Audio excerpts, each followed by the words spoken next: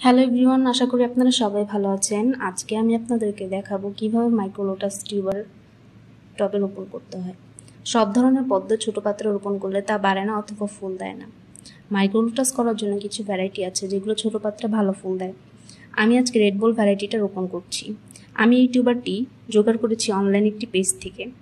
এর জন্য আমি প্রথমে একটি প্লাস্টিকের বোতল নিয়েছি, যেহেতু আমি প্রথমবার মাইক্রো লোটাস রোপণ করছি তাই একটু বড় টব নিয়েছি। আমি গোবর মিশ্রিত দোআঁশ মাটি জোগাড় করেছি এবং মাটিগুলো থেকে শক্ত ইটের টুকরো আলাদা করে নিয়েছি। মাটিগুলোকে নরম করে নিয়েছি পানি দিয়ে কাদা করে।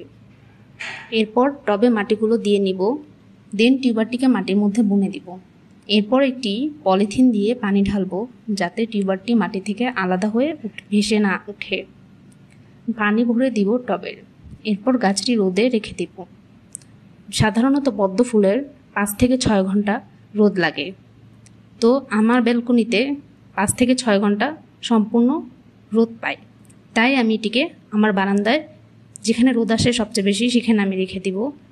এরপরের আপডেট জানতে হলে পরের ভিডিওগুলো দেখতে হবে। আমার চ্যানেলটি সাবস্ক্রাইব করুন পরবর্তী আপডেট পাওয়ার জন্য। ধন্যবাদ।